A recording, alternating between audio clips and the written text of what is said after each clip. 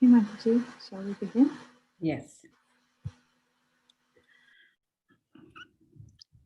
Hare Krishna, dear devotees. Thank you for coming for our next class on Srimad Bhagavatam, Canto 1, Chapter 6 today. So before I begin this chapter, I'd like to recap a little bit of what we've been covering so far. It's a really fascinating sequence of events that's been happening since Chapter 1 of Canto 1. So the first three verses of Canto 1, Chapter 1, is actually a prelude to Srimad Bhagavatam, which defines the absolute truth. It glorifies Srimad Bhagavatam and invites everyone to relish Srimad Bhagavatam. And that's covered in first three verses, actually. It defines the absolute truth. It glorifies Srimad Bhagavatam in the second verse. And in the third verse, it invites everybody to relish Srimad Bhagavatam. Then the actual starting text 4, the actual scene was described. The story begins, and where the sages are asking 6 questions. In that section, Sutta Goswami is described and glorified. And what were these 6 questions? The first 2 questions were, what is the ultimate good for all people in general, and what is the essence of all scriptures? The answer, Sutta Goswami explains, is Bhakti Yoga, and he elaborates by giving the 9 stages of Bhakti and how Bhakti can be performed for Krishna only and no one else. Now, the third question was, how did Krishna appear? And the answer to that was to reclaim the souls who are in the mode of goodness. And fourth and fifth questions were about the Purusha avatars, the Leela avatars, and the sixth question was, where did Dharma take shelter after Krishna left this planet? Now, all these questions were answered in chapter 3. Now, in chapter 4, the sages ask another 3 questions. They want to know the history of Srimad Bhagavatam. And they want to know, that's the first question. Then the next question they want to know was about the hearer, Parikshit Maharaj. And then the last question about the speaker, Shukadeva Goswami, and how they met at the bank of the Ganges. Now, Sutta Goswami begins to answer these questions by explaining how Vyasadeva divided one Veda into 4 and made some of his disciples in charge of these 4 Vedas, and their disciples and grand disciples expanded it further. Now, Vyasadeva also wrote the Upanishads, Mahabharata, and many such literatures. But even after writing so much, he was not satisfied. And as he was pondering and reflecting about this, Narada Muni came. So in chapter 5, Narada Muni enters and he diagnoses the reason for Vyasadeva's despondency by saying that Vyasadeva had overemphasized the 4 principles of religiosity and not sufficiently and repeatedly glorified the Srimad Bhagavatam or Bhakti Yoga. And then he goes on to glorify Bhakti Yoga in several verses, and then he gives the example of his own life. And part of that description of his life was given in that chapter, in chapter 5, where it was explained, he explained how he was the son of a maidservant who did his mother did menial work at the ashram of the sages. Now, these sages, they were visiting during the 4 months of the rainy season, and in their association, Narada Muni heard confidential knowledge of devotional service, and he ate their remnants. By doing that, his devotional service became intensified, and he got purified from all anarthas. And in text 16, it talks about how he went through all the stages of bhakti in the association of the sages. Now, in this chapter that we are covering today, which is chapter 6, which is called The Conversation Between Narada and Vyasadeva, we are covering, we will be covering how Vyasadeva asks Narada Muni to please describe the remaining part of his spiritual journey. What happened after he got initiated by the sages and they left the ashram to travel and preach. So it's a very amazing, exciting journey here, starting from chapter 4 to chapter 6 of Narada Muni's life. And so it becomes a very wonderful, practical way of seeing how one can develop bhakti. And it becomes like a real life situation to explain for our children. It becomes real for them. Otherwise, theoretically, if we were to explain, how one can progress in a spiritual life, it's very, very difficult. But here is a wonderful, fascinating story of this great personality, Narad Muni. So I will begin by reading the translation of the first verse, the Sanskrit and the translation of the first verse, and I will begin our PowerPoint in that way. Sutta uvacha ivam nishamya bhagavan devarsha janma karma cha bhuya prapacha tam brahman vyasa satyavati sutta. Sutta said, O Brahmanas, thus hearing all about Narada's birth and activities, Vyasadeva, the incarnation of God and the son of Satyavati, inquired as follows. So in the first 4 verses, Vyasadeva asks 3 questions. First question was, what did you do? What did you do after the sages left? Second question was, how did you pass your life after initiation, and how did you get this body of Narad Muni? So remember I said how the sages were there only for 4 months of the rainy season, so they left. So what did Narad Muni do after they left? Because he had become very, very attached to them. And how did he pass his life after that? And the last question was, how do you still remember your previous birth? In other words, he's telling he's Narad Muni at this present time when he's speaking to Vyasadeva, and he's telling about the story of his previous birth, which was a long time before, millions and millions of years ago. So his question is, how do you remember still your previous birth? So now these questions actually are very, very meaningful, because Narad Muni was initiated by these great Bhaktivedantas. And that is very important, and we can see that in our own life. But what do we do after our initiation is what more important. In other words, making vows is good, but then we have to try to follow them, follow our 4 regulative principles. We have to serve the Vaishnavas in the mood of a servant. We have to chant 16 rounds of Mahamantra every day. So it's a nice point to discuss with the children is how Narad Muni, when he got the training, how did he apply that training?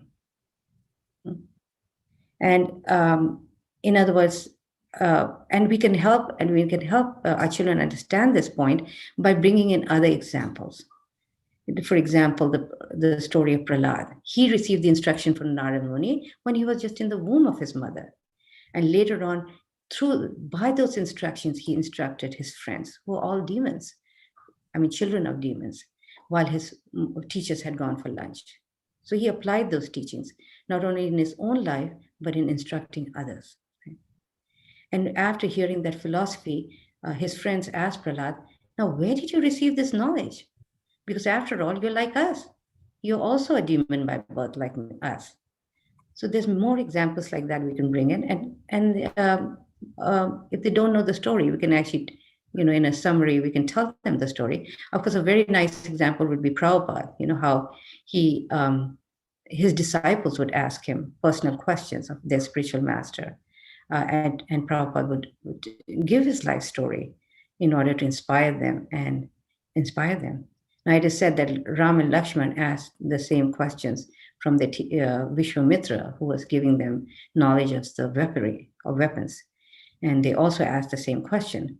So in the same way, Vyasadeva is asking. Why? Because he wants to learn from his spiritual master. He wants to learn through his life story.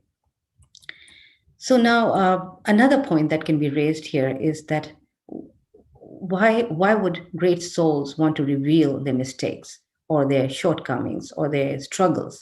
Why would they want to do that? Are they not going to worry about their fame being tainted?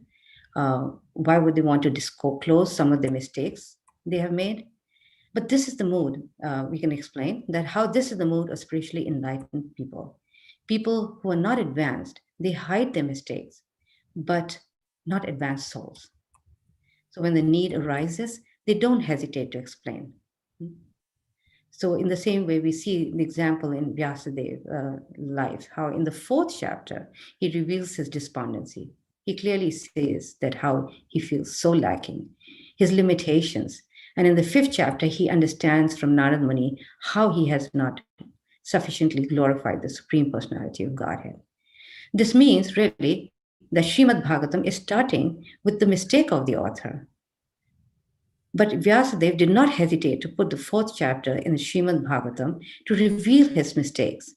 And Narad Muni does not hesitate to give his growth in Krishna consciousness in this chapter that we're going to hear, as well as we've heard a little bit earlier as well. For example, the other interesting point is that in the 7th canto, in chapter 15, Narad Muni actually gives his past life. Where he was cursed. Actually, he was cursed by Brahma to become a Gandharva. When he refused to get married and he simply wanted to do kirtan and glorify the Lord, then Brahma got really upset and he cursed him to become a Gandharva for a whole kalpa, which is a long time. And then, so one time, he was actually the chief of the Gandharvas. And one time he went to a Sankirtan festival, which was organized by the Prajapatis. And he went there with all his girlfriends. And they were all singing cinema songs in different wrong tunes and things. And so they cursed him that you become a maidservant's son, a Shudra. So this is how Narad Muni shares his. So he, in other words, he doesn't hesitate to share his past life, which was quite, a fall down, right? But yet, why is he doing that? Because the idea is to teach those who are following important lessons in life. So here in this chapter, in text 3, actually, Vyasadeva is not inquiring about the perfected state of Narad Muni, but rather he's inquiring about his sadhana state, his practicing stage, in which there are struggles, in which he faced a lot of ups and downs.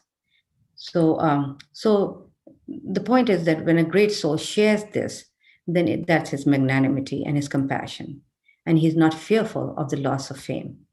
Another example is Parikshit Maharaj, whose mistake was mentioned in the 1st canto. And how he, due to his hunger and thirst, when he was out hunting, he became very hungry and thirsty. And he came into this ashram of Shamika Rishi, and he, because Shamika Rishi was deep in meditation, then he threw this dead snake that was lying nearby around his neck, just out of irritation and anger. And that was a mistake on his part.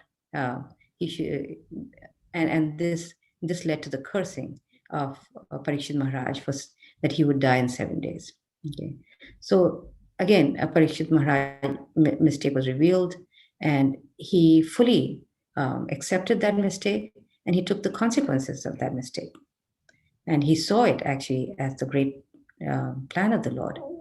In the same way, the story of Chitraketu, wonderful story, is also mentioned about his mistake, how he laughed at Lord Shiva when he was giving a discourse to all the sages, and he had Parvati on his lap, and so he laughed at him, and so he was cursed to become Vritasura. And he accepted that. So in this way, we can see that how Srimad Bhagavatam is actually stories of great fall downs of devotees. But what's important is to learn from these stories that they teach us is how these great souls came out of these fall downs, and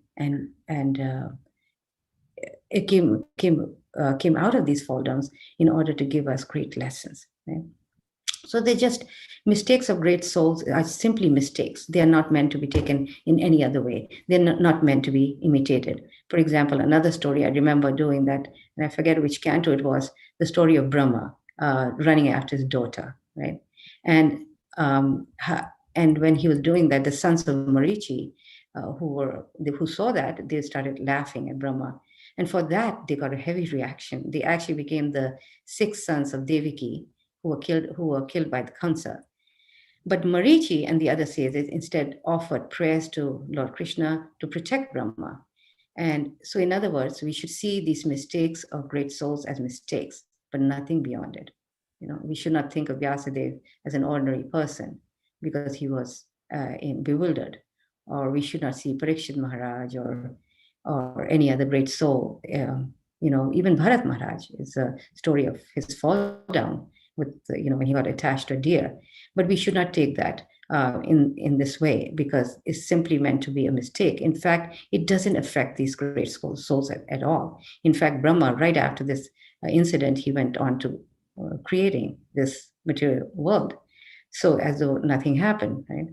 In fact, when he was running after his daughter, then it is said that he ran after, past all the hermitages of the sages, because Krishna wanted to teach the sages that don't be complacent.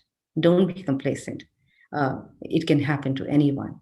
If the great Brahma it can happen to him, it can happen to you and to all of us. So we should be very careful. I remember this one time when Prabhupada, he told his disciples that how the problem, he said, with all of you is that you're not afraid of Maya enough. And he said that how he would always pray to Krishna to protect him from Maya. So these are very nice lessons, that how we can learn from these mistakes, and how these mistakes are meant to be taken only as mistakes. And we should not think of these in anything beyond that, because these great souls are committing these mistakes for our purpose, for us to learn. And actually, it doesn't affect them. So now, we'll continue with our story in the next slide of how Narada Muni, when the sages left the ashram after the rainy season was over, what happened. And I'll read a few verses from the Prabhupada's Bhagavatam, where Narada Muni says, "I was the only son of my mother, who was not only a simple woman, but a maid servant as well. Since I was her only offspring, she had no other alternative for protection. She bound me with a tie of affection. She wanted to look after my maintenance properly, but because she was not independent, she was not able to do anything for me. The world is under the full control of the Supreme Lord. Therefore, everyone is like a wooden doll in the hands of a puppet master. When I was a mere child of 5 years, I lived in a Brahmana school. I was dependent on my mother's affection and had no experience of different lands. Once upon a time, my poor mother, when going out one night to milk a cow, was bitten on the leg by a serpent, influenced by a supreme time. I took this as a special mercy of the Lord, who always desires benediction for his devotees. And so thinking, I started for the north." So in this way, Narada Muni explains his story of how his mother died when she was bitten by a snake, and how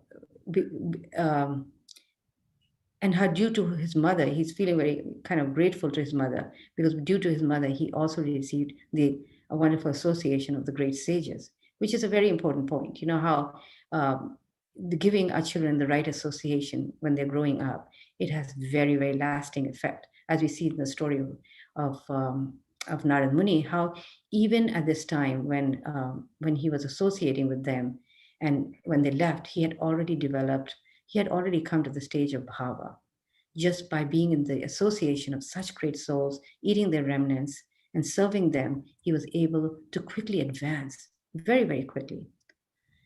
So now so Prabhupada, in his purports, he talks about how the death of his mother was inspired by Krishna, how the child, so that Narada Muni could take full shelter of Krishna. And because of the training that he received from the sages, Narada Muni himself could see it as coming from Krishna. Krishna is not doing injustice to him, so he did not blame Krishna for this, but instead took shelter of him. So again, we can do some comparisons here with other stories where great devotees see it. Some difficulty comes in their life, and they see it as the plan of the Lord. And of course, Parikshit Maharaj is a great example here. And if you want to make a contrast, and you in the story of Chitraketu, his queen Krita Duty, when Chitraketu and Krita Duty lost their only son, who came after a great austerity, then Krita Duty, out of real frustration, she blasphemed the Lord and called him very, very cruel. And she continues to do that for several verses. So we see a lot of for a lot of people, when difficulty comes, then we end up blaming God. If we don't end up blaming God, then we start blaming somebody else. But what we learn here is that, like Narada Muni, we just have to see it as our own karma, as something that is not only a karma, but as the mercy of the Lord, as something that's coming from the Lord. So now we're going to talk about another deep point, which is like in our next slide, which is like how Krishna deals with his pure devotees in two ways. One, by giving away, by giving, and the second is by taking it away. Now we see in the story of Dhruva and Prahlad, we see how Krishna gave. He gave. He gave Dhruva and Prahlad the entire kingdom, even though they didn't want to rule it.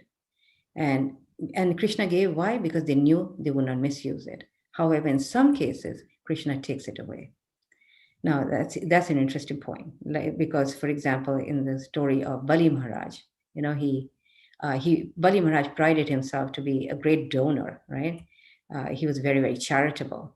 But Krishna taught him a lesson by taking away everything. So Krishna will do things like that. He will only do those things when it's beneficial for that devotee.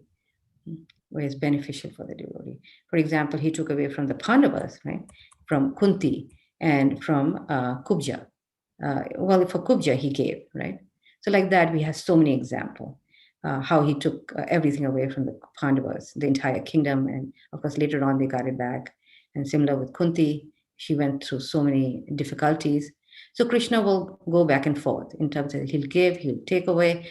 And the whole purpose in all this is to simply glorify his devotees, right? It's simply, why is he doing that? He wants to glorify his devotees. And he wants to bring them closer to him. So by hearing from these great stories, we become very, very inspired. We become inspired, and we understand that Krishna, whatever happens in a devotee's life, is actually orchestrated by the Lord. So the real maturity is to see reverses as opportunities. And this actually comes by the association of devotees. How did Narada Muni get this this vision, this idea, this realization? Is through the association of these great souls. Right? So in all these stories, we see the devotees taking these as a special privilege, as a blessing of the Lord.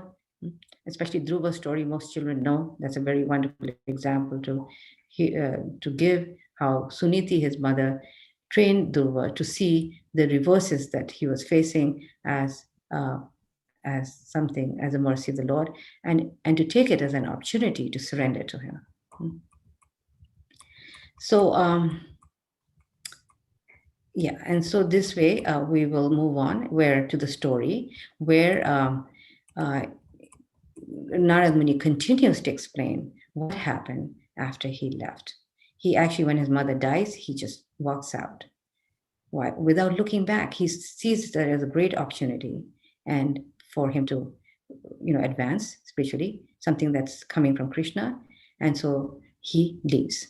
And there's a beautiful explanation of where he goes. He just travels and travels.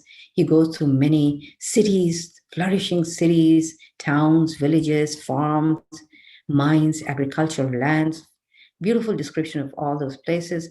And then he passed through hills and mountains and full of reservoirs of various minerals like gold, copper, silver. And then he also passed through beautiful, deep and dangerous forests where there was dangerous animals and foxes and snakes and owls and jackals. In this way, it becomes a fascinating tale for our children.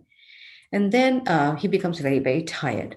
And he, both bodily and mentally, he becomes very tired and he becomes thirsty and hungry. So he takes a bath in a river lake and he drinks the water and he sits under a banyan tree. And when he sits under the shadow of a banyan tree, then he starts practicing what he has learned from these great souls, these sages at the ashram. And he starts meditating on the super soul within. And as soon as he starts meditating, then immediately Krishna comes within the lotus of his heart, right? On the lotus of his heart. And he started experiencing symptoms of bhava, which is always begins with tears coming from his eyes. And of course, other symptoms of ecstatic symptoms appeared on his body. And at that time, it mentions how Narada Muni is, all his senses become alive, right? So he's overcome with bhava, with tears, and this, all his senses become alive. And the way it's explained very nicely by Srila Prabhupada, that how each sense was separately focusing on Krishna. The eyes were seeing Krishna, the ears were focusing on his flute or ankle bells, his sense of touch was experiencing the touch of Krishna. So in other words, when one comes in contact with Krishna's form, that form can satisfy all our senses. So in our material conditional life, all our senses are actually they are all sleeping. Only when we come in contact with Krishna, then the senses actually become alive. So in the stage of bhava, what happens is that all these senses are actually separately relishing Krishna, observing Krishna. So in the purport of text 16, Prabhupada discusses, gives all the 9 stages of bhakti, very, very, very simple and very, very clear way of how Narada Muni went through these stages of bhakti. And it becomes a great way to teach our children. So like this. And then what happens is Narada Muni suddenly loses that form. He's not able to see that form, which he was he had become very, very attached, and he lost vision of that beautiful form of the Lord.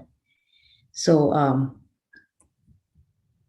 in this way, he becomes very, very perturbed, and he's looking for that form everywhere, and he tries to see that form everywhere. And then when the Lord sees that effort and that anxiety in Narada Muni, he takes compassion and he starts speaking. Now, as Prabhupada mentions how Narada Muni, when he was trying to see that form again, he was trying to see it in the mechanical process of Ashtanga Yoga that he learned from the great sages. And he tried to apply that, but that same process did not work. Right? Why? Because Krishna's mercy was not there. Only when Krishna decided to give Dhruva his mercy, then Dhruva was able to not see the Lord again, but only hear. Now you see in other stories how Dhruva, Krishna appeared within his heart, and then suddenly Krishna disappeared from his heart. But then he came right in front of him, face to face. He was able to see Lord Narayan. But in this case, Krishna decided to disappear and not come back in a visual form, but rather in the audio form, through the power of sound. Now, the power of sound and the power of form is the same, but yet he's teaching a lesson that we're going to understand in this as we as we continue in the story, that Krishna wanted to make a point that Narada Muni was not purified enough to see him face to face. Now, seeing Krishna face to face is not an ordinary thing. It comes at the final stage where a devotee has completely reached the stage of prema. So what he's saying, that Narada Muni, his devotional life is still in its infancy, and he needs to come to the youthful stage where he can actually mature more. So he can mature in that. So in other words, Narad Muni is actually on the bhava stage, which is the beginning stage of prema, and very soon he will be on the very topmost platform. And so Krishna is creating that hankering in him, that to give him that hankering, because having seen the form of the Lord once, the devotee always hankers for that form again and again. And you may remember the story of Parikshit Maharaj. He saw the form of the Lord when he was in the womb of his mother, when the Lord had entered the womb to save him from the Brahmastra, and then he disappeared. And all his life, Parikshit Maharaj was looking for that form everywhere, because that's the nature of seeing the Lord. When one sees the Lord, one can never ever forget that. So he created that hankering in Narad Muni, where he's always when he took his another life of Narad Muni, he was constantly, you know, in other words, when he came out of that trance, and he started, applying that instruction of Krishna and engaging in, glorifying and chanting the Lord's name, to the extent where he actually, whenever he would chant, the form of the Lord would appear on the lotus of his heart again and again. So Prabhupada talks about, this separation of devotees from Krishna, the pure devotees from Krishna, how wonderful it is, and how when one enters one of the six loving exchanges with Krishna, then actually that person actually starts missing Krishna, right? Right now we have forgotten our relationship with Krishna, so we cannot understand these topics, and we can faintly appreciate it. But it's amazing how just in Canto 1, how we will hear about Narad is feeling separation from the Lord when the Lord disappeared.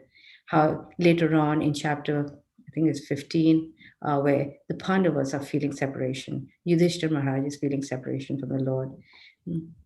So one can be in any one of these, loving exchanges, and one feels, and one can understand what this separation means.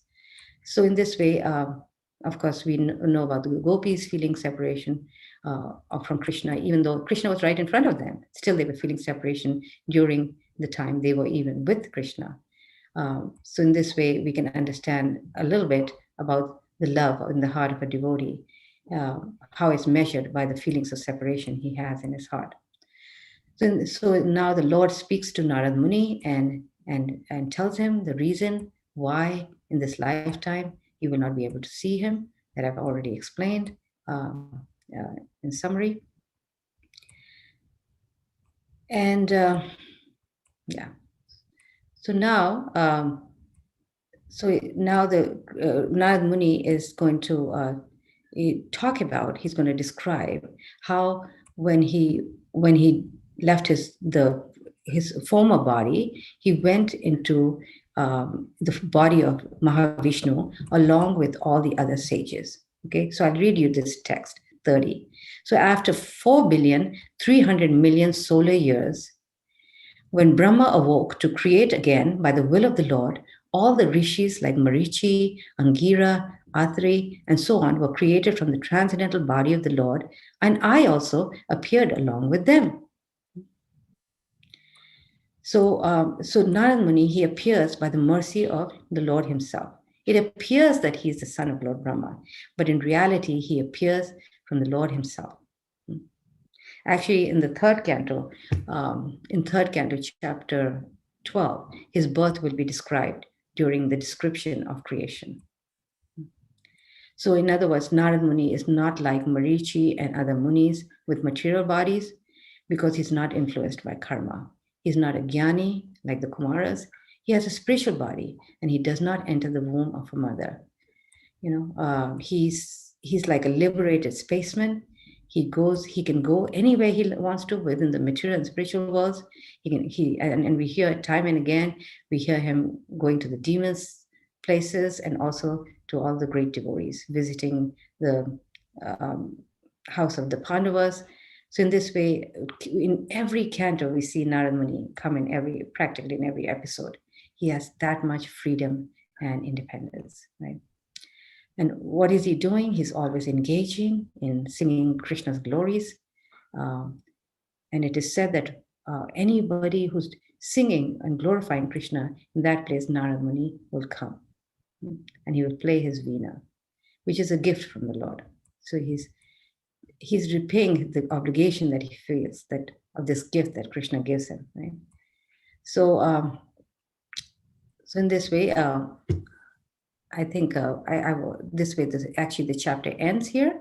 And in the last slide, I talk about about the 9 stages of bhakti, which is kind of nice to discuss in the end, because then we can trace Narada Muni's journey nicely of how he went through all these stages. Now, Prabhupada explains in the purport, a very short purport, but very interesting purport, of how he says how the first stage is called Shraddha, where one starts liking the Lord, right? And that happened for Narada Muni when he was in the ashram, when he was first encountered the sages. And in order to, and then comes sadhu sangha, which is association of the devotees, and how when one associates with the devotees, one starts following the 4 regulative principles, right?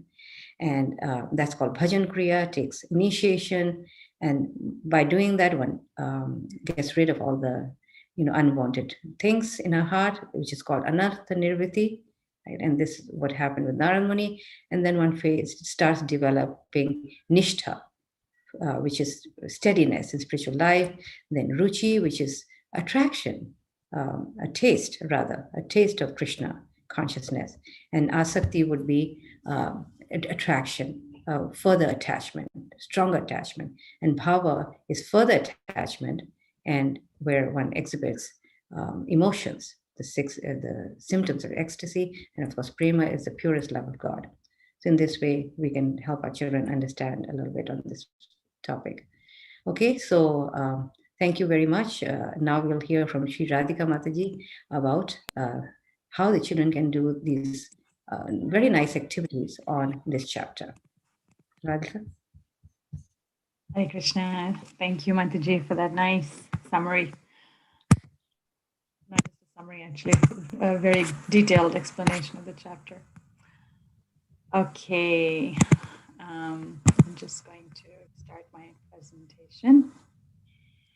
So after we have hopefully read the purports in advance of our discussion with the children, just 1 second.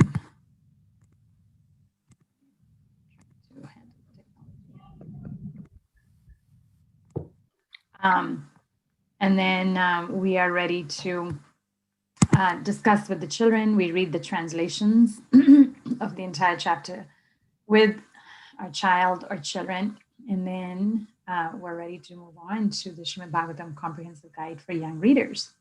But before we go to chapter 6, I wanted to share from chapter 2. We had a parent, his name is Adi Kavi Prabhu, and he lives in Glasgow, Scotland.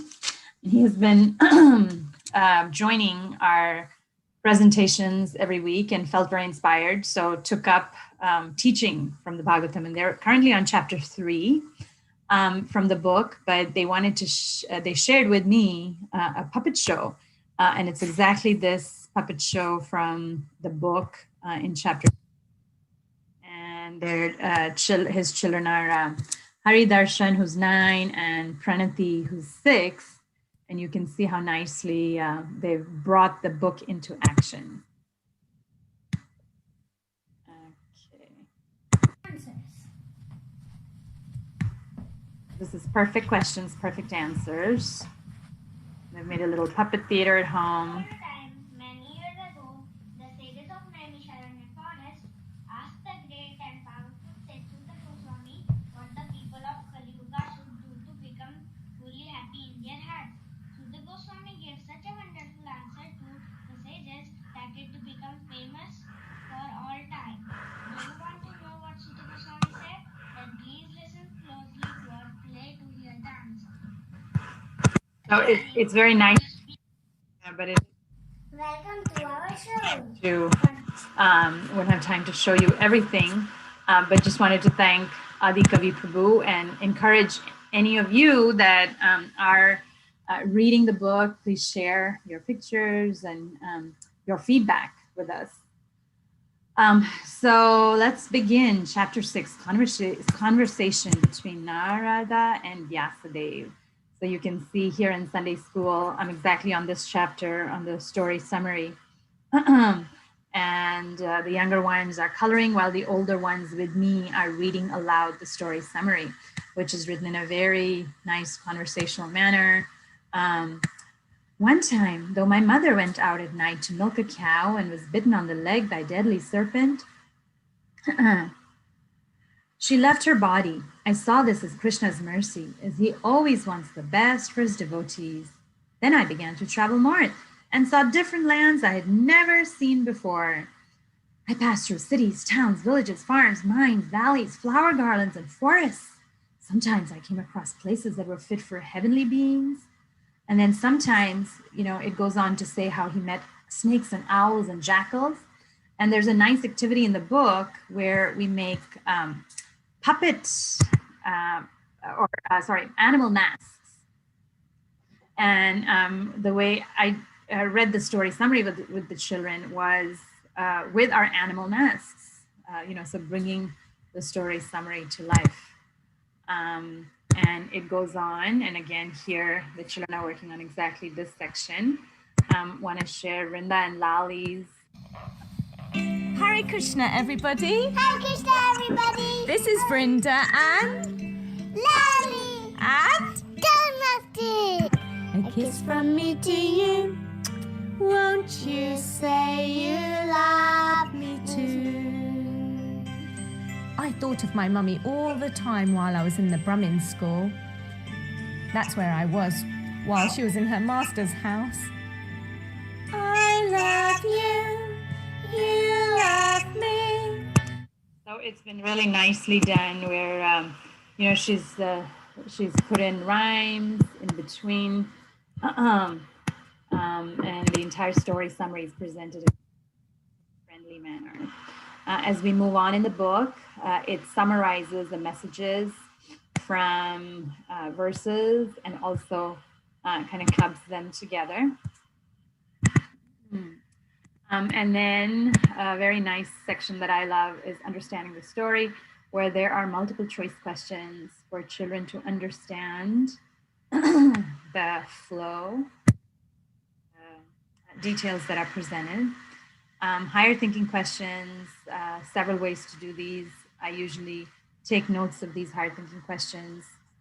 So for instance, this one says, Narada mentioned in verse 1628 that he left his material body of 5 elements. What are those elements? So when I'm preparing for the discussion, I've already gone through the guidebook and I've noted down these higher thinking questions in the margin in my Bhagavatam book. So when I'm reading verse 28 with the children, I'm asking them these thoughtful questions. Or also I have assigned them for older children where, their assignment for the day, their writing for the day is to come up with the answer to this. Also done it through Google Classroom, where I'll put it on the classroom and they need to go into the pulpit, they need to read the pulpit and then answer and post their question. And, because Google Classroom has that feature where students can look at each other's reply, it sometimes motivates them to, oh, he's already turned it in. This is one that I personally did not do in class. So as I said, there are lots of activities and you pick and choose what you would like to do, but it's a really nice one. It's a mural depicting Narada Muni's life.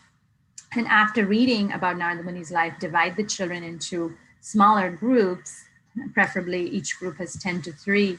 And then each group is responsible for depicting one event in Narada Muni's life, and then put it all together in chronological order in a mural.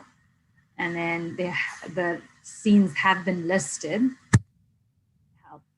Now, we really enjoyed this one. We took the tubes of paper towels. So you can see that long tube. One of my sons did not want to cut it, so he wanted a really tall Narada Muni. But most children, I gave them half the tube of the paper towel. And then we made Narada Muni. And then the book says, walk him through each scene of his life, retelling his story as he moves along. I did that. As you can see, Narada Muni's coming together. I printed out for each child on cardstock paper a veena and attached the veena to Narada Muni. and googly eyes. And they even have a top knot for him. And here's another child. We did our puppet show. We walked Narada Muni through his entire life with this with puppets. Also a suggestion to design a poster for a theater production.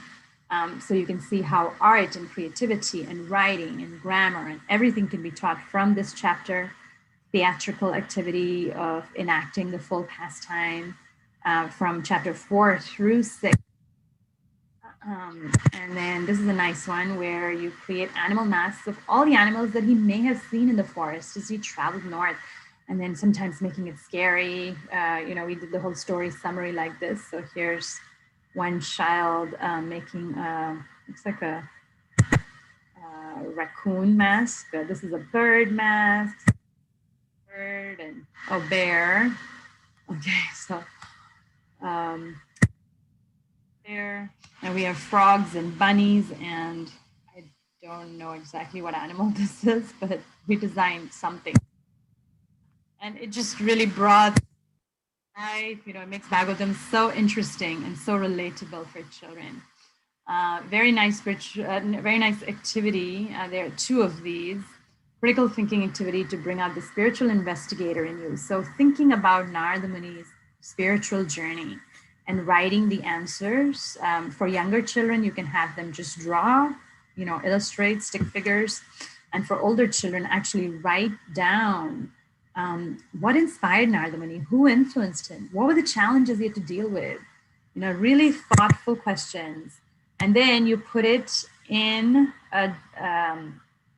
a drawing or a depiction or a cartoon form. And here's one of the younger children did this, and you can see it's not very legible for us perhaps, but it really helped him consider the story deeply. And then the book walks you to my spiritual journey. So now let's think about myself. How did I become a devotee? And what makes you want to be a devotee, and who influences you? And do you have any challenges? And what do you see yourself doing in the future? And then depicting your own spiritual journey. And here's again a younger child from my class that drew this, showing his journey. And to him, this makes total sense. Like he's shown him through different stages of life. You can see he's holding a walking cane. And in this, he's in his mommy's womb. So between birth and death, to him, it makes total sense. He's saying Hari Bol, but perhaps, we don't understand it so much. But he's depicted his spiritual journey. So here you can see the children are exactly on this page in my Sunday school. They are drawing. This is probably the picture that I took from Sunday school. This was a nice one where she drew quite a bit. So some of them are really into graphic novels and comics, and so they're like comic strips here. Narada Muni quiz. Now that you know everything about Narada Muni's life, it's quiz time. So write 10-question quiz as contained in the chapters 4 to 6, and then ask a partner to our quiz. Give the quiz to a partner. And see how they do. Question time. Think of 5 questions you would like to ask Narada Muni, and then answer them the way Narada Muni would answer them. A debate on reincarnation, and we did this again during our discussion, directly from Prabhupada's Bhagavatam. So I take some of the activities and I do them during our discussion time rather than during the time that we're actually reading from this book. And this activity requires some research and arguments for and against reincarnation. And one side is supporting reincarnation and the other is against it. And then, the 2 sides really enjoy. Debates are always fun. Making a book on Narada Muni's past life. So here they're asked to create a title, and then in each page of the book include a caption describing each part of Narada Muni's life, and draw pictures and have some words to describe what's going on. Adjectives as well as keywords. So learning not only spellings, but also vocabulary. So learning what these words mean. using a dictionary, and nice crossword, and a couple examples from my students where they've completed the crossword. Oh, and this is a really nice song. And we again did this with our Narada Muni puppets. Narada Muni, Krishna's devotee, who travels through the universes, chanting sweetly. One lifetime ago, he was a simple servant boy, serving great devotees with humility and joy. One night, his poor mother went outside to milk the cow, but on her way home, a serpent bit her leg, and down she fell.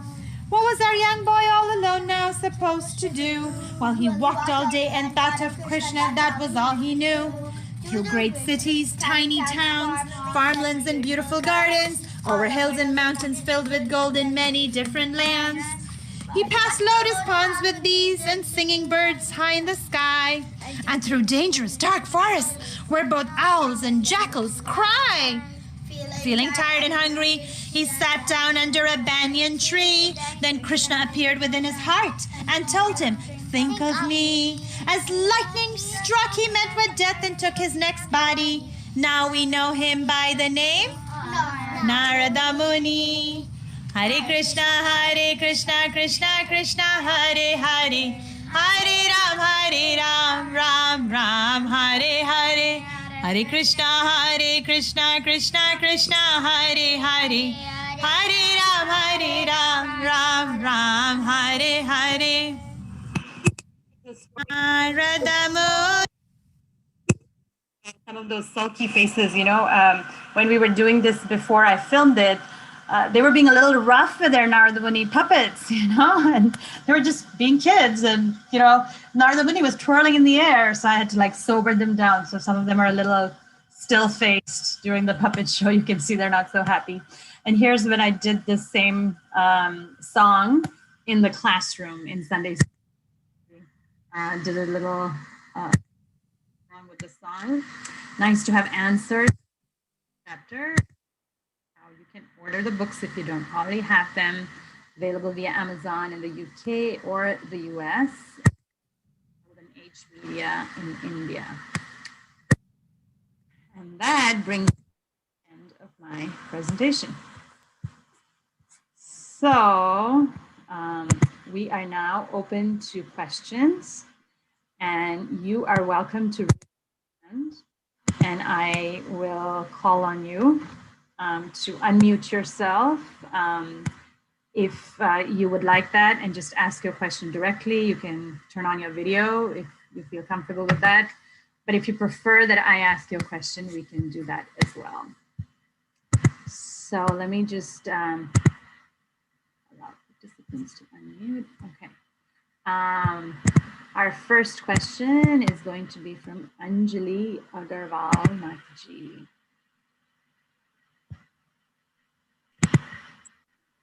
Hare Krishna, Mataji, Dandavat Pranam.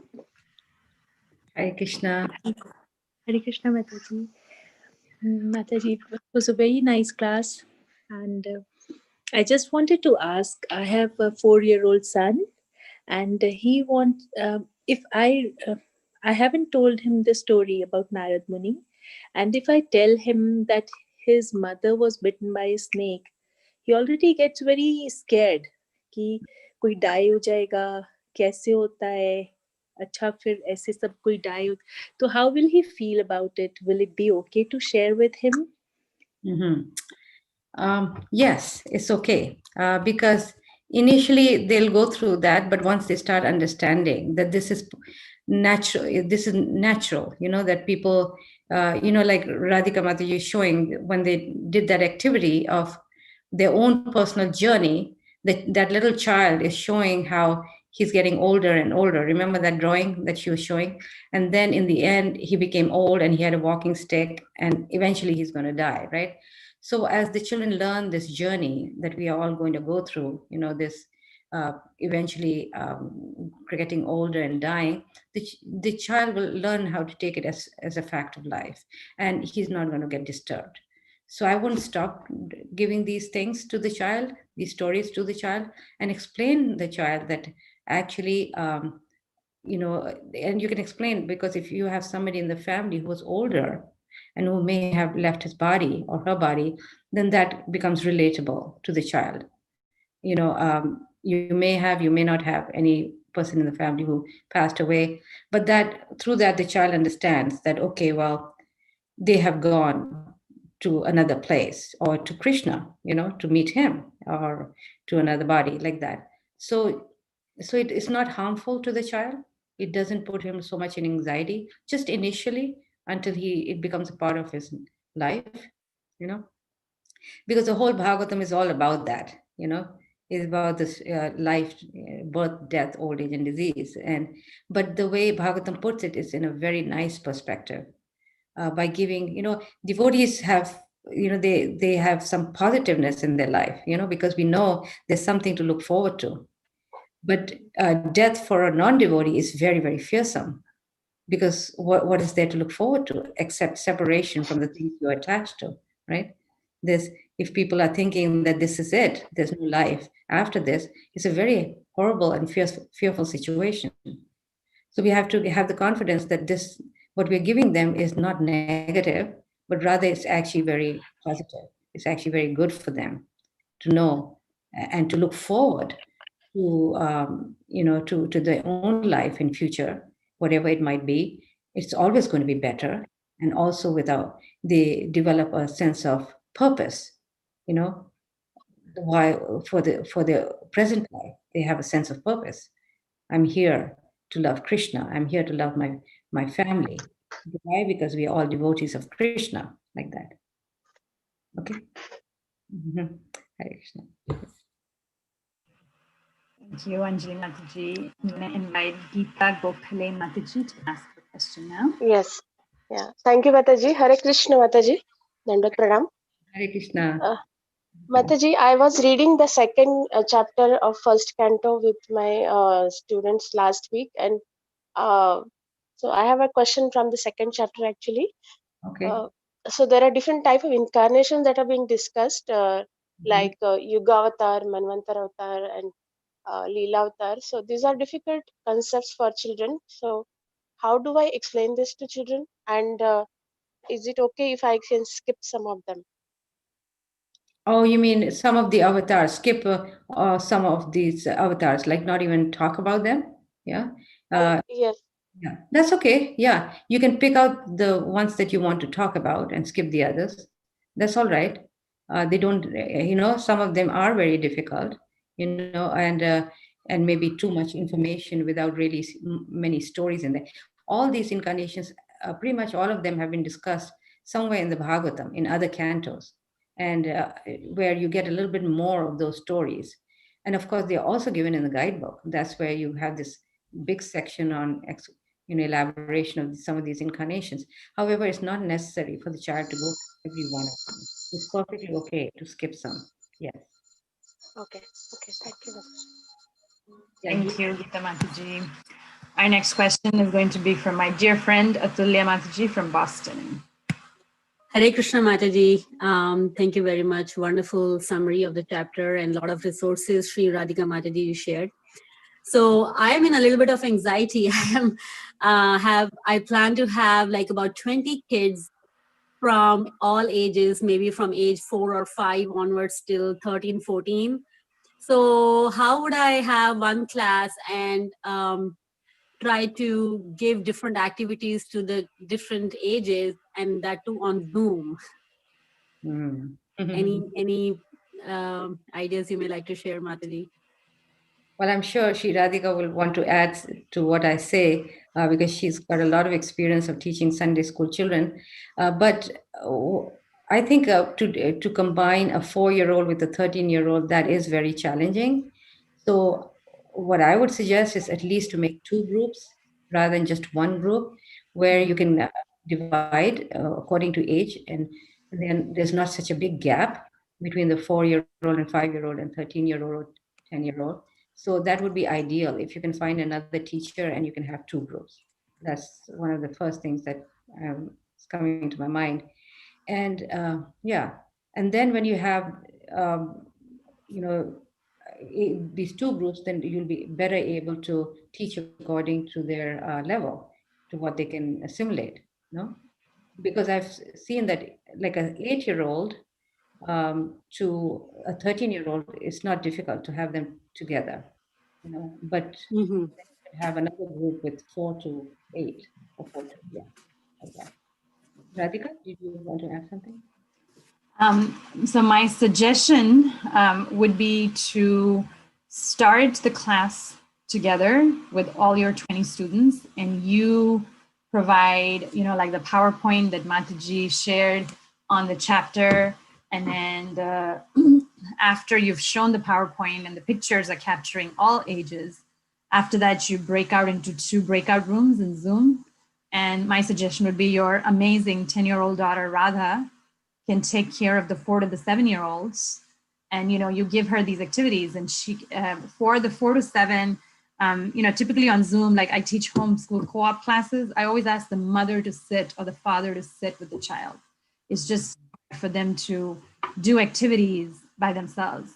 So if it's a student and child group for the 4 to 7, then Radha can just facilitate, as your teacher's assistant in that breakout room. And then you are in the other breakout room, which is the 8 to the 13. And then you guys can actually read the story summary. You can do the higher order thinking questions and all of that. And then come back together as a group at the end, to end the class. That would be my suggestion. Great. That sounds really good. Yes, I think that's a great idea, what she suggested. And I agree. I mean, your daughter Radha can definitely do the children's part, the younger children's part. And that will be very good for her, very nice for her. That's a wonderful suggestion. Thank you, Aruddha Mataji and Sri Radhika. Haribo. Okay. Amritanam, Mataji, would you like to ask your question next?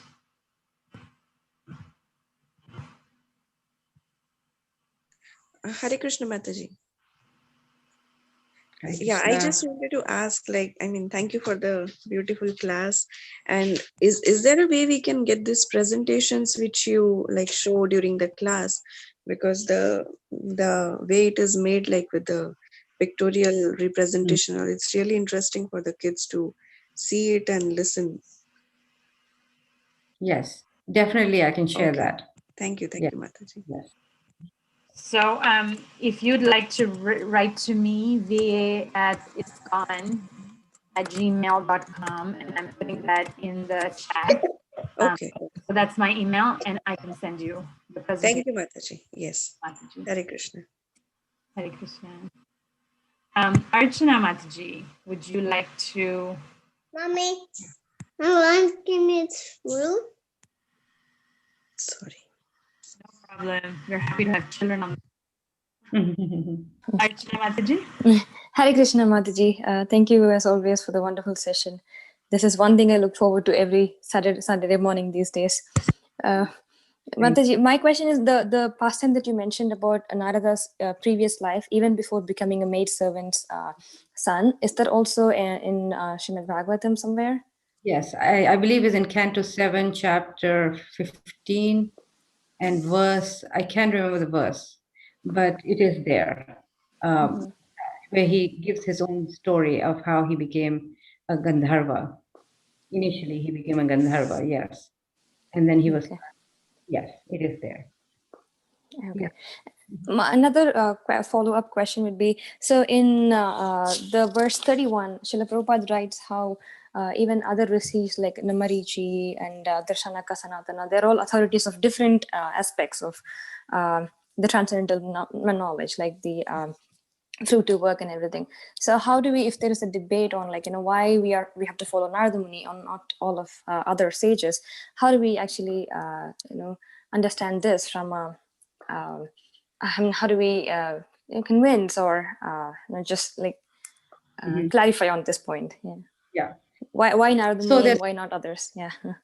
Yeah, there's 6. I believe there's 6 systems of philosophies, and each one has their teacher, But the reason why we follow Narada Muni is because it's the devotional path. And this is what the message that Srimad Bhagavatam is giving is the topmost platform of devotional path in comparison with other paths, in comparison with the Jnana path and so all these paths, the yoga path, the mystic yoga path, it stands above all these different other types of paths.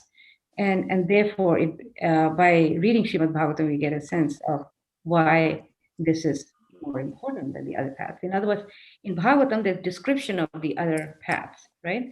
For example, Canto 3 talks about so much about Ashtanga Yoga.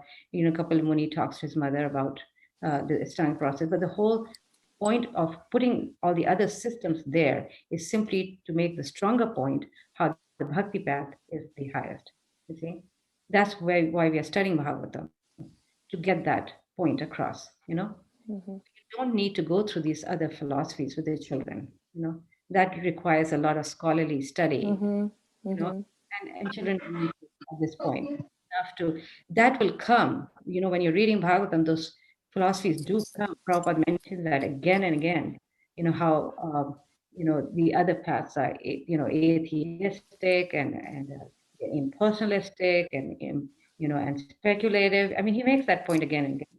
So without really elaborating what these, but you can study that. You can find somewhere, where you can study a summary of it for each of the different teachers and their philosophies. But I don't think it's necessary at this point for our children to go into that. Yeah. Okay. Thank you, Mataji. You've been joining us very regularly, and it's very inspiring for us to continue these. So really appreciate your participation. And we also have Ankur Prabhu, Delhi, a wonderful dad that has been teaching from the books and sharing that it's working out really well for him. So we're very grateful. Ankur Prabhu, you can go ahead and ask your question now. Right. Thank you, Mataji. Thank you for such a wonderful session and regular guidance. Mataji, I have a very specific question. I've heard that from some devotees that at the initial age, like my daughter is of 6 years age, so at this age, we should not deliver philosophy, as in if we have to teach them Bhagavad Gita, so we should prefer make them learn the verses rather than getting into the meaning of it. Even if we have to share the meaning, so just avoid sharing meaning and so at what age? So what is your opinion here? And at what age, in that case, we should start sharing philosophy? And specifically when it comes to Bhagavatam, so Bhagavatam is story plus philosophy, story plus philosophy. So in any case, we are delivering philosophy at that age. So please guide me. How do I take that thing? Mm-hmm. So there's two things I think you're asking is that about shlokas, how to teach them shlokas, whether they should learn the translations as well as the Sanskrit. If I'm right, and then secondly, you want to know whether they should be given philosophy.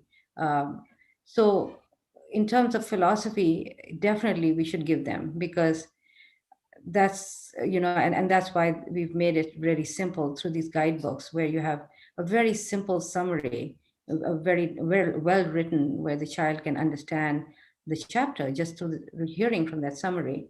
So that becomes easy. And also, if you were to just sit with the child and if the child is very young and show the child pictures in the Bhagavatam book, then you can elaborate the philosophy just by showing the picture. So that is important, even at that age, is for the child to understand what's happening and why it's happening, to the extent that he can grasp. And regarding the shlokas, you can teach them how to recite shlokas. It's nice, because an age where memory is very, very sharp at this age, very sharp. So you can do that. And in terms of translations, I did was that instead of doing word to word from that from the book, rather you can paraphrase it. In other words, make it simpler where the child understands a little bit, and with actions. Again, Sri Radhika may have more experience on that. I can add to it if she. Definitely, I would like to hear that also, in case Sri Radhika Mataji has something to add on. Haribo. Really nothing to add. You know, I've been following Mataji's system. So ever since my kids were really little, you know, we've been doing we've been doing philosophy from the Bhagavatam. So not from the Bhagavad Gita, no, because it's not in story format. And this was, you know, Mataji's training to me. So I just followed it and it's worked really well. And yes, at a younger age, you know, it's the excitement and the animation of the parent that gets them excited about philosophy. And you know, I can tell just from the energy that you have, Ankur Prabhu, that I'm sure you're really good at that. So nothing to add. Thank you so much for the guidance. Actually, learning the verses is not a challenge at all because she goes to Vasudev Vedic School. So ISKCON Rohini is taking care of that school.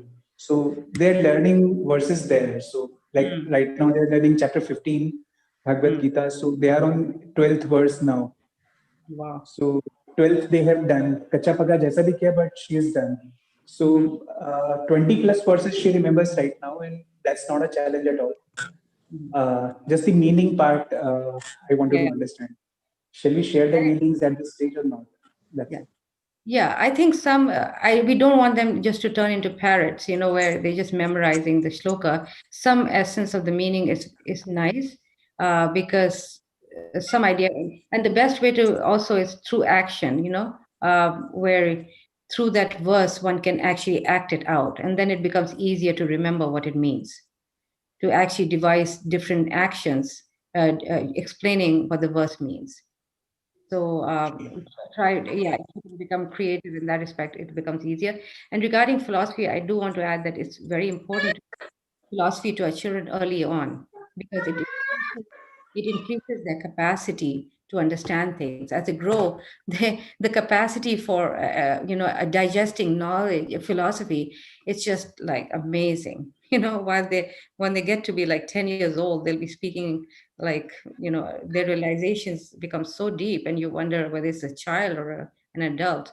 But it's done in such a nice, innocent way that is very appealing. You know, it's very appealing. So you don't want to shy from philosophy for our children. To whatever capacity they can take, you just give it to them. Sure, sure. Thank you so much, Mataji. Hare Krishna.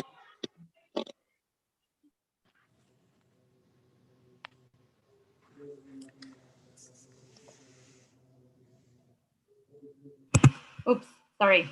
Thank you, Ankur Prabhu. I realized I was talking and I was muted. Shamini Mataji from Iowa, well known to Aruddha Mataji and myself. Please ask your question. Thank you, Mataji, for the wonderful class. And I really want to thank Sri Radhika Mataji because the way she shows the activities, we have been able to do some of them from the first chapter. You know, I would surely like to share the pictures with you, Mataji, sometime. Wonderful. Yeah, so that's been going on well. But one question I have, because this Bhagavatam study that we started, you know, this is like kids who are involved. They are very, very new. They don't know much about Krishna consciousness or anything. So how do you tell them about Prabhupada, or if you want to give some examples?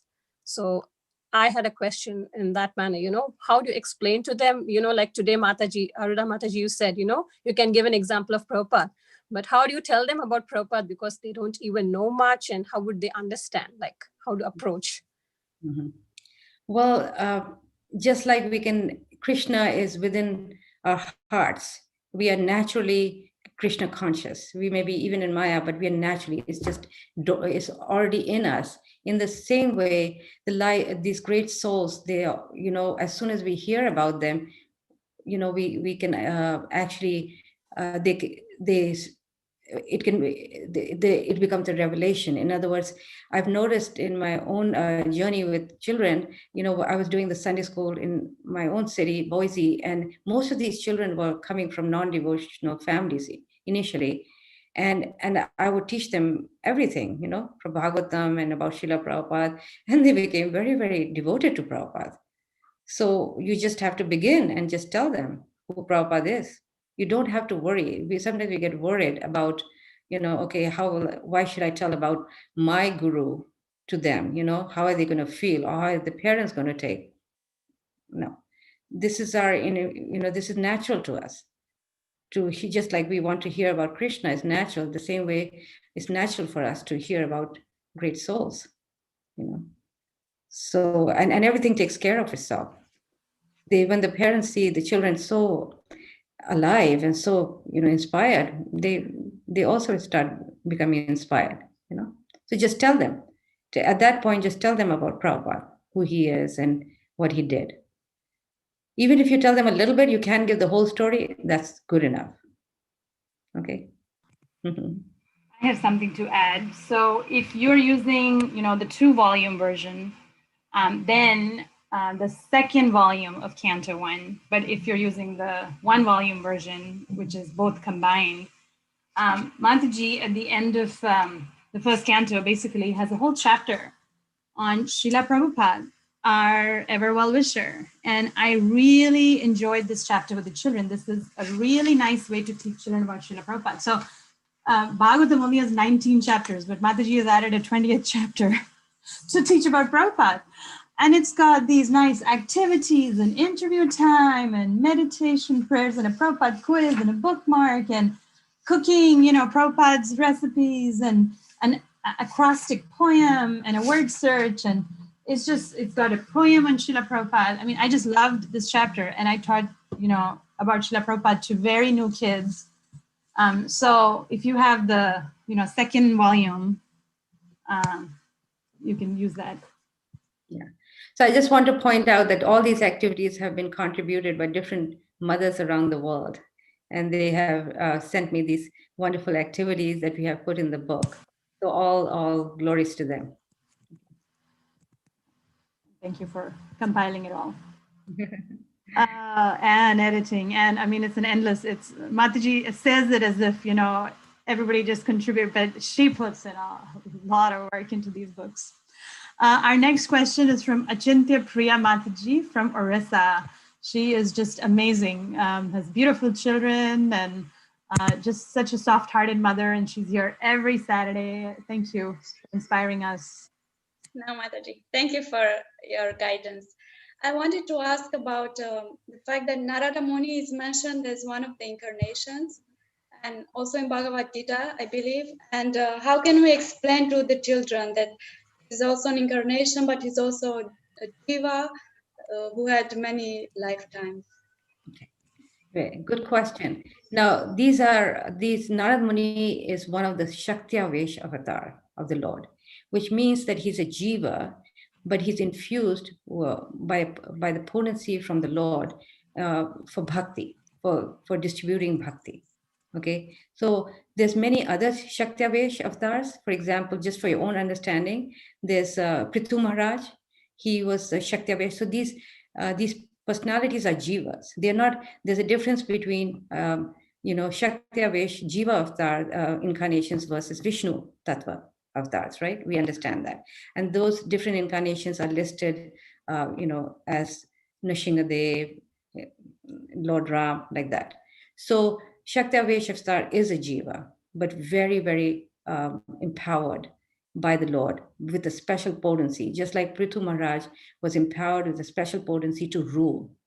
So he's given an example of the best ruler that anybody can really have, and when we read that section of Prithu Maharaj, it's an inspiration for people who are in any capacity of leadership. They get inspiration, you see.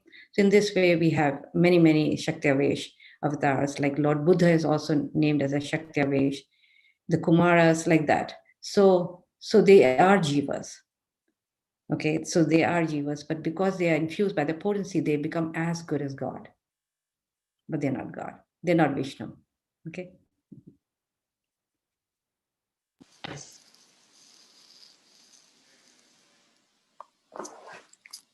Hare Krishna, Mataji. Can you hear me? Mm-hmm. Yes.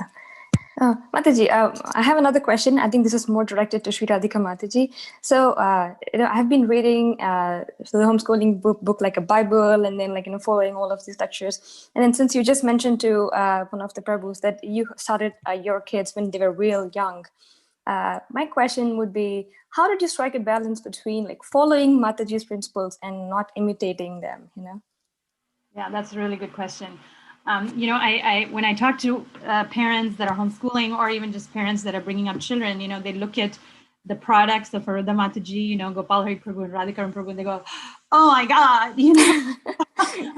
So neither we can be like Aruddha Mataji, nor are, you know, my children at least are going to come out like that, you know, and being very true and honest to my personality and my time too. I mean, you know, this is probably like 20, 30 years later than when Mataji was homeschooling, or, you know, or 20, you know, 15, 20 years later since she was homeschooling. You know, the whole onset of technology has made such a huge difference. I mean, you know, the smartphones and the smart technologies have made such a huge difference in how education is geared towards. And so I have taken the principles from Aruddha Mataji, and I really value those principles, the principle of Bhagavatam-centered education, and, you know, a lifestyle that shows the child how happy I am in Krishna consciousness, you know, that it is so fulfilling for me at a very deep level. And yet the details I very much modify because, you know, I really try to be in touch with my needs and my children's personalities. And, you know, like for instance, shlokas is not something that we lay emphasis on. You know, it's just something that I've discovered over time for many multiple reasons. You know, we read the Bhagavatam, we like to discuss, we do a lot of arts and crafts and activities, and shlokas is, I chose not to, you know, put too much emphasis on it. And stuff like that, you know, I have a great interest in science, in natural, like, you know, I find being out in nature brings chapter 10 of Bhagavad Gita, opulences of the absolute, to life for me, you know. So I really thought about my personality, my nature, my children's personalities, and we are just very true and honest, and we're very satisfied with, you know, not aiming for the stars and not, you know, being happy. I think we just focus on being happy together, enjoying our time together. And so what does it take? You know, personally for me, it took a lot of thought about what are my needs. Does that answer your question? Yeah, definitely. Yeah. Thank you. So we have shining examples before us, and we modify the details. I think that was a very good answer, Radhika. I think that with the times changing, things have to be adapted, and that is really my whole purpose. When, you know, when I wrote that book, Homeschooling Krishna's Children, I emphasized that point, that I'm laying out the principles, the basic principles, and they're based on the instructions of Srila Prabhupada and what he really desired for children. But then parents and teachers, they will have to adapt it according to their own situation, their own needs, because with, you know, everybody is a personality, is an individual, and they have different interests. Even when we are doing discussion or whatever with them, every parent or teacher comes up with a different type of emphasis that they would want to share. Like Radhika Mataji just said, her emphasis is more science, you know, and for somebody it may be more music, you know, for somebody it may be more art. You see? So you have to see the interest. The idea is that the basic principles are still being followed, what Prabhupada wanted. You know, a child may learn philosophy a lot through music, you know. All the songs of the acharyas, they're non-different from scriptures, you see? So yes, it can be adapted accordingly, but the principles are there, you know.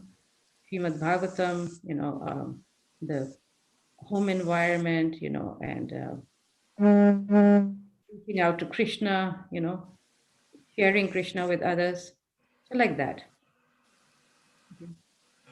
Thank you. Thank you. We have lots of appreciation coming from Prema Ras Prabhu and Ratikeli Radhika Mataji. Thank you so much for your appreciations. And our next question is from my dear friend from Atlanta, Champaklata Sakhi Mataji. Hare Krishna, Radhika Mataji and Aruddha Mataji. Thank you so much for your wonderful guidance and help. Please accept my humble obeisances. Mataji, I have a question. I'm almost done. I think I'm done with second canto with my daughter. We just have to sit and do some activities. But one point which I couldn't understand and she also couldn't understand was, like you just described the incarnations. Krishna is saying that there are different kind of incarnations: yoga, ansha, kala, guna. So that's where she was confused. And since I haven't even studied Bhagavatam, I'm doing it with her.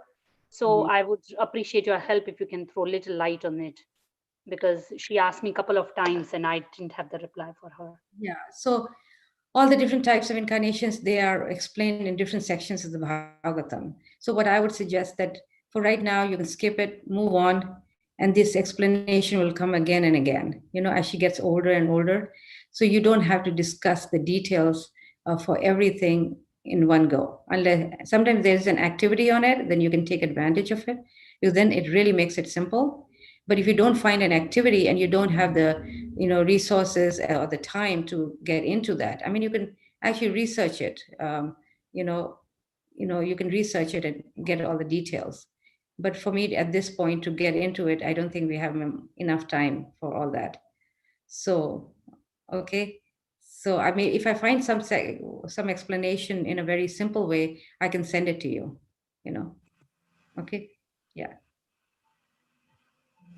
Hare Krishna. Thank you, Mataji. Any other questions? I'm not seeing anything on Zoom or YouTube. We'll take a couple minutes to see if there are any other questions.